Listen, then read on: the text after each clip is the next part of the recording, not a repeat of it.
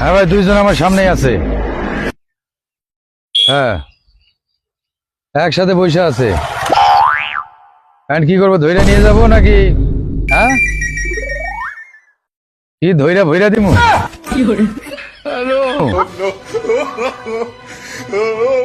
এ ভাই, আপনারা কই জানে?